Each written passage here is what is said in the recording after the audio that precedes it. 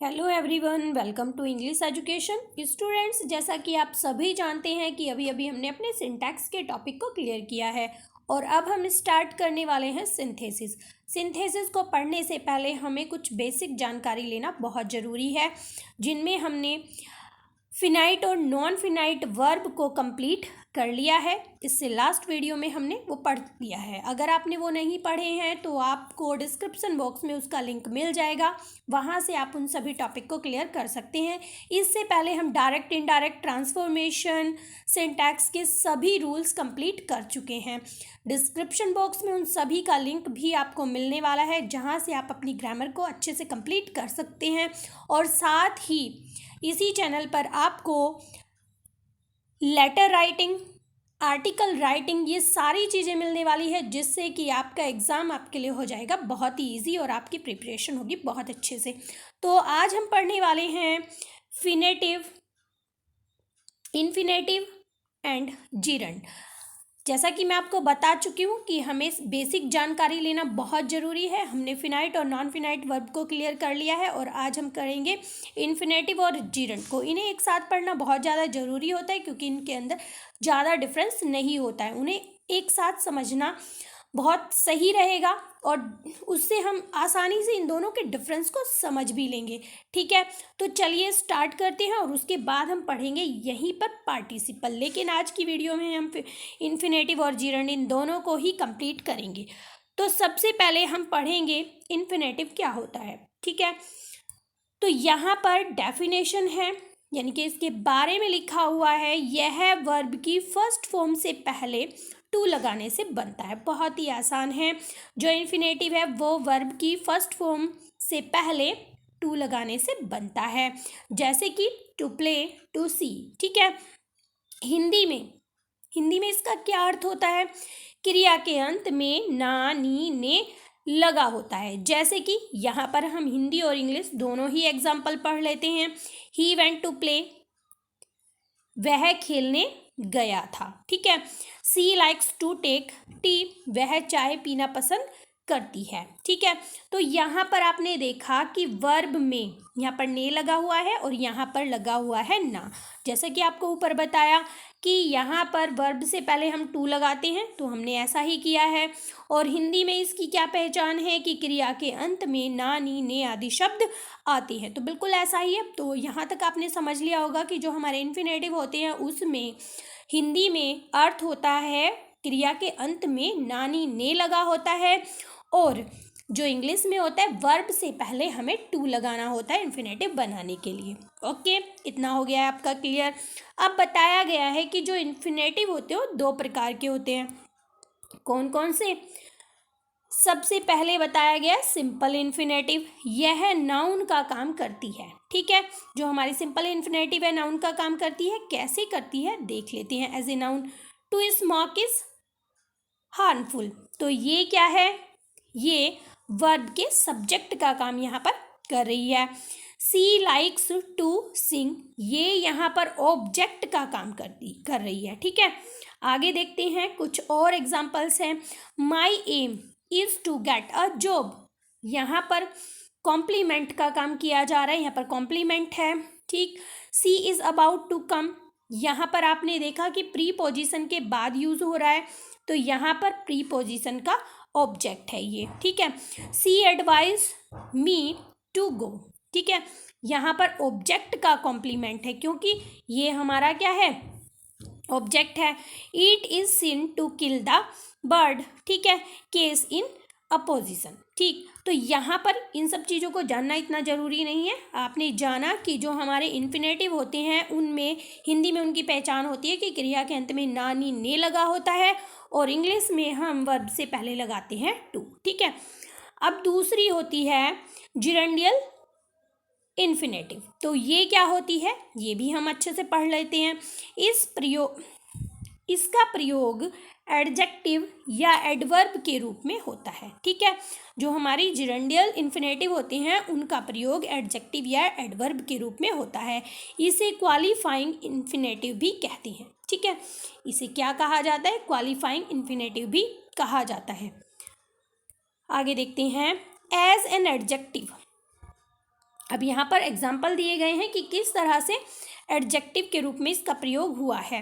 It is no time to play, ठीक है। I have a book to read.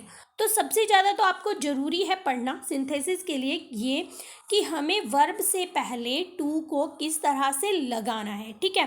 तो ये तो आपको थोड़ा मैं डीपली पढ़ा रही हूँ जिससे कि आप अच्छे से समझ पाएँ।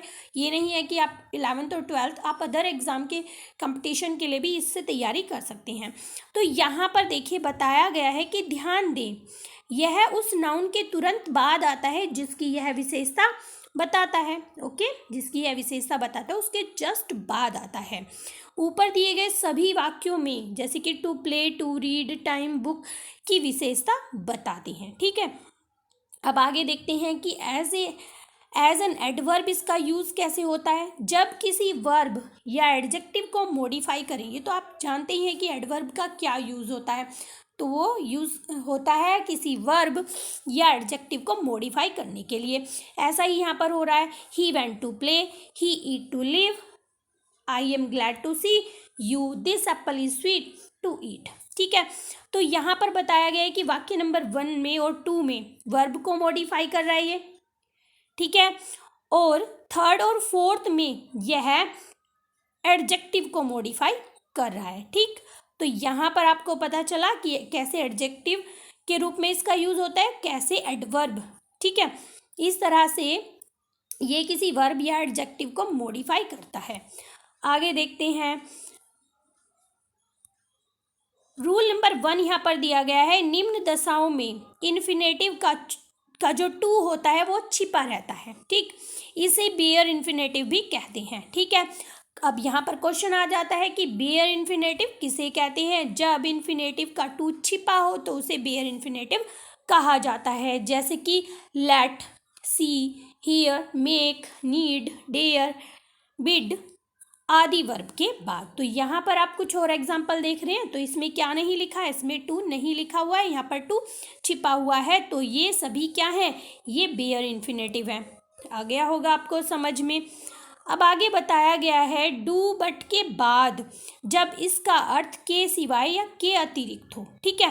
तब जैसे यहाँ पर दिए गए हैं कुछ word, had better, had rather, would rather, rather than के बाद देखिए, I do nothing but to study, मैंने पढ़ने के सिवाय कुछ नहीं, मैं पढ़ने के सिवाय कुछ नहीं करता। तो बताया ये जा रहा है कि यहाँ पर जो टू होता है वो हमेशा छिपा रहता है। आगे पढ़ते हैं। रूल नंबर 2, नो के बाद हाउ टू का प्रयोग अवश्य होता है। जरूर ध्यान रखें इस चीज़ का, ये ज़रूरी नहीं है, मैं हर बार बताती हूँ कि आपको इन्फिनेटिव में ही यूज़ करना है, अदर सेंटेंसेस में भी ये आपको कई बार काम आ जाता है, ठीक है। तो यहाँ पर बताया गया है नियम 2, यानी कि नो के बाद हाउ टू का प्रयोग अवश्य करें। किस तरह से, Ritu knows how to make tea, ठीक है। तो यहाँ पर आपने देखा कि यहाँ पर टू का यूज़ हो रहा है किससे पहले, वर्ब से पहले, ठीक है। तो ये हमारा इन्फिनेटिव हो जाता है। Ritu knows how to drive the bike, तो यहाँ पर भी लेकिन कहा गया है कि नो के बाद हमें हाउ का भी यूज़ करना है, हाउ टू लगाना है, ठीक है। अब बताया गया है इन्फिनेटिव का रूप पैसिव भी हो सकता है, ठीक है, बहुत इंपॉर्टेंट है। इतना डीपली आपको कहीं पढ़ने के लिए नहीं मिलेगा, मैं बहुत डीपली आपको पढ़ा रही हूँ। इन्फिनेटिव का रूप पैसिव में भी हो सकता है। He sent his son to be educated, देखिए पैसिव वॉइस बन रहा है और यहाँ पर भी टू इन्फिनेटिव का यूज हो रहा है, ठीक है। Nothing is left to be eaten, okay. तो यहाँ पर passive form to be plus verb की थर्ड फॉर्म आ रही है। समझ पा रहे हैं आप? आई होप आपको समझ में आ रहा होगा मैं क्या कहना चाह रही हूँ। तो यहाँ पर बताया कि इन्फिनेटिव का रूप पैसिव वॉइस भी हो सकता है, ठीक है। तो यहाँ पर ये पैसिव वॉइस ही बन रहा है। आगे देखते हैं रूल नंबर 4 क्या कहता है। रूल नंबर 4 में लिखा है इन्फिनेटिव के टू व वर्ब के बीच कोई अन्य शब्द नहीं रखना चाहिए, ठीक है। क्या कहा गया है, इन्फिनेटिव के टू और वर्ब के बीच कोई दूसरा शब्द नहीं होना चाहिए। जैसे कि यहाँ पर लिखा हुआ है, ये आपका सेंटेंस है, she hopes thoroughly to clean the room, तो यहाँ पर सी होप टू क्लीन, तो यहाँ पर ये रॉन्ग आ रहा है, क्यों?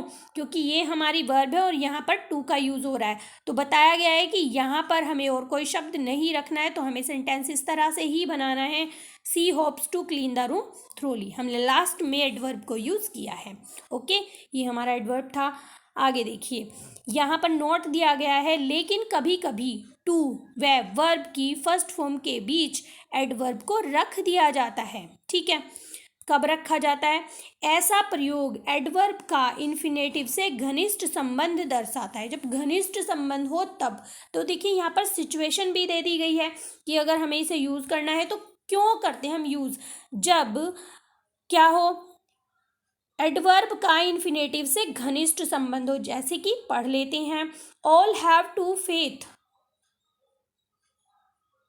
Observe the rule. ठीक है, it is difficult to always speak the truth, I request you to kindly inform me. तो यहाँ पर घनिष्ठता बताई जा रही है, इसलिए यहाँ पर इन दोनों के बीच इन वर्ड्स को यूज किया जा रहा है। तो यहाँ पर कुछ एग्जाम्पल्स आपको दिए गए हैं और कहा गया है कि इन्हें ध्यान से पढ़िए और इनमें जो एरर है उनके कारण को जानने की कोशिश करिए। ठीक है, देखिए यहाँ पर सेंटेंस दिया गया है, first, we saw him to play there. ठीक है, तो आपको तो बताया गया है कि हमें टू का यूज़ करना है, लेकिन हमने यहाँ पर क्या किया है, we saw him play there. ठीक है, तो मैं आपको ऑलरेडी बता चुकी हूँ कि हमने यहाँ पर टू का यूज़ क्यों नहीं किया है। आपको कमेंट सेक्शन में बताना है, और अगर आपको समझ नहीं आ रहा है तो आप पूछ सकते हैं कि यहाँ पर इन टू का यूज़ क्यों नहीं हुआ है। ओके, चलिए हम अब पढ़ते हैं थर्ड सेंटेंस को। थर्ड सेंटेंस है, student go to school study. ठीक है, यहाँ पर हमें टू का यूज़ करना है और हमारा सेंटेंस क्या बन जाता है, students go to school to study. ठीक है, पढ़ने जाते हैं, तो ने आ रहा है लास्ट में और हम यहाँ पर यूज़ कर रहे हैं टू का वर्ब से पहले। नेक्स्ट सेंटेंस है, it is impossible live without water. It is impossible to live without water. Okay, sentence number 5 है, यू नीड नॉट टू, फिर से देखते हैं इस सेंटेंस को, you need not to come here tomorrow. You need not come here tomorrow. ठीक है, यहाँ पर इस तरह से आपका सेंटेंस बनेगा। आगे देखते हैं sentence number 6, she does nothing but to play all day. तो यहाँ पर सिचुएशन है, आपको ध्यान रखना है, बट का यूज़ हो रहा है, she does nothing but play all day. अगर आपको कहीं पर भी कन्फ्यूज़न है तो आप वापस जाएंगे, रूल्स पढ़ेंगे, तब आप अपने सेंटेंस को करेक्ट करेंगे। ओके, अब देखते हैं sentence number 7, you had better to take rest now. You had better take rest now. कुछ वर्ब्स मैंने आपको बताई थी, उनसे पहले हम टू का यूज़ नहीं करते हैं, वो आप ध्यान से पढ़ेंगे। He bade me to keep quiet. He bade me keep quiet. तो इस तरह से कुछ और एग्जाम्पल्स हैं, इन्हें आप पढ़ने की कोशिश करेंगे। साथ ही आपको एक एक्सरसाइज यहाँ पर दी गई है, आप इसको भी सॉल्व करने की कोशिश करेंगे। ओके,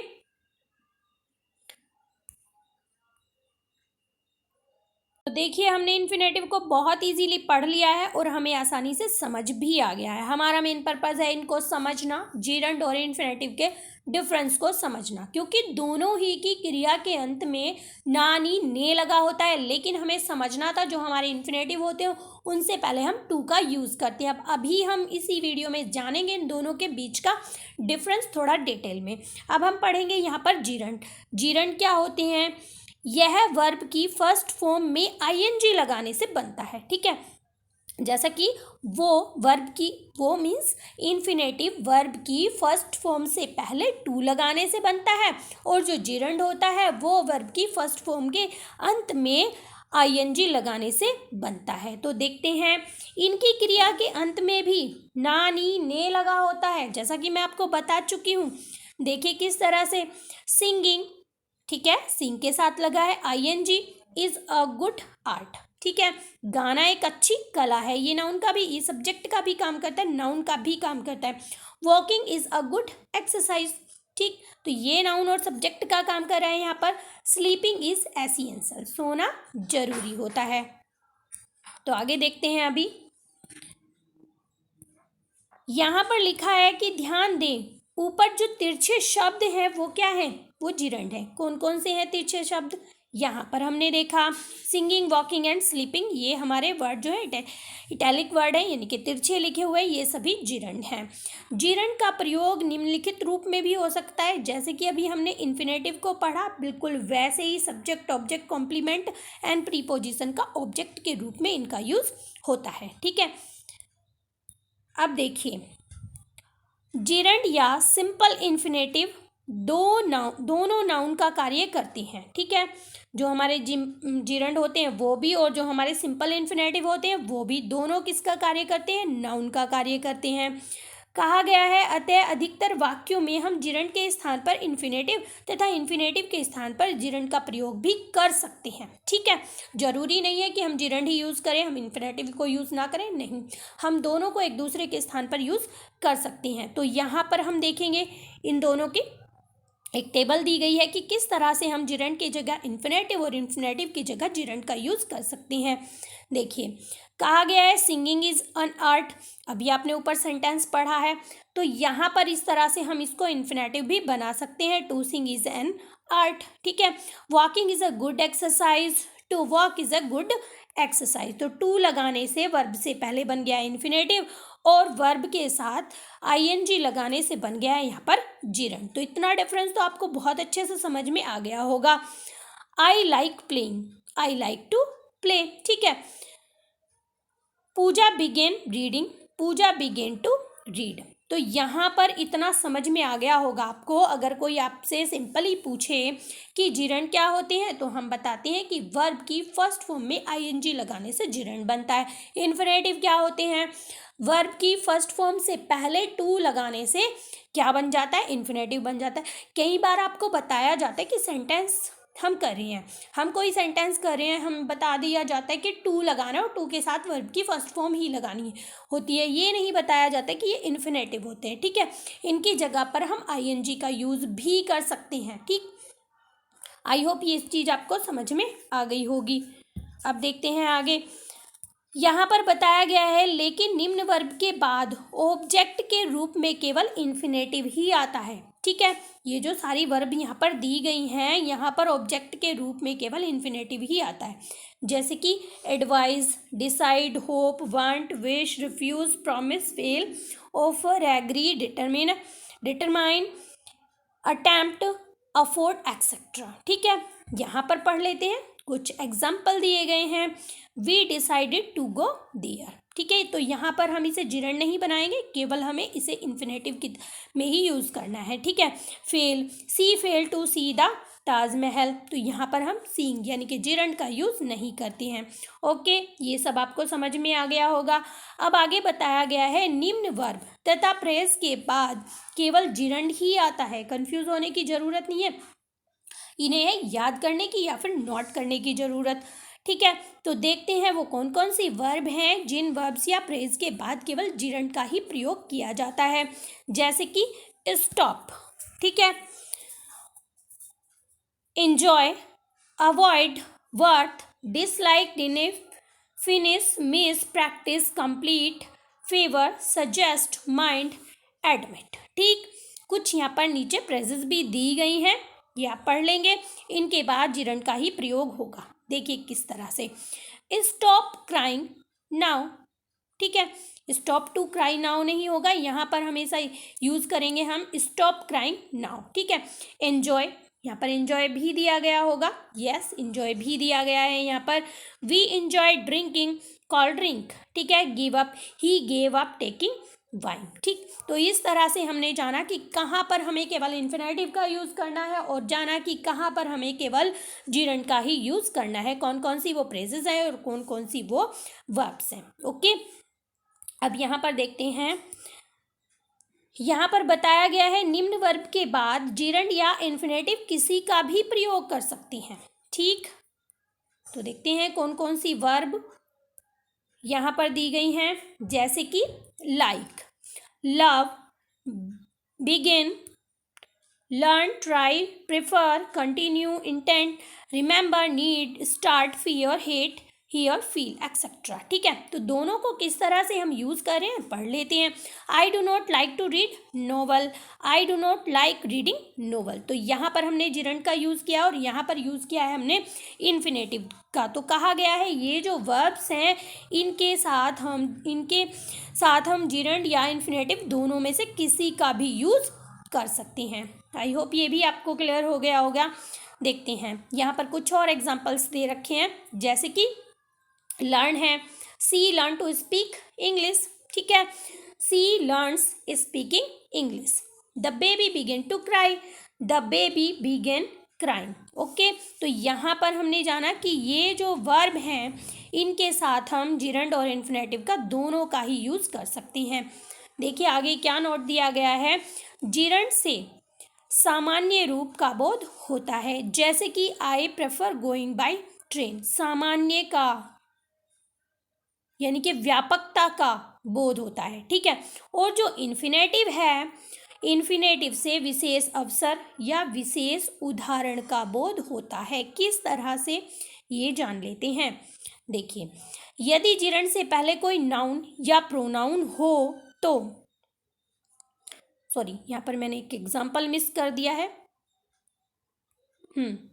यहाँ पर लिखा गया है I would prefer to play in Ashoka hotel. ठीक है, तो यहाँ पर व्यापकता का बोध हो रहा है, सामान्य रूप का बोध हो रहा है, कोई विशेष अवसर या विशेष उदाहरण नहीं दिया जा रहा है। अब आगे कहा जा रहा है नंबर 4 में, यदि जिरंड से पहले कोई नाउन या प्रोनाउन हो तो पॉजेसिव केस में होगा। ठीक है, जिरंड से पहले कोई नाउन या प्रोनाउन हो तो उसका पॉजेसिव केस होगा, जैसे कि it is no use your crying now. ठीक है, क्या आ गया है, it is no use your crying now. तो यहाँ पर हमने देखा कि प्रोनाउन का यूज हो रहा है, आ गई बात समझ में, तो ये पॉजेसिव केस में आ जाएगा। I love my friends singing. ठीक, तो यहाँ पर भी आपने देखा कि नाउन का यूज हो रहा है। ओके, आगे देखते हैं।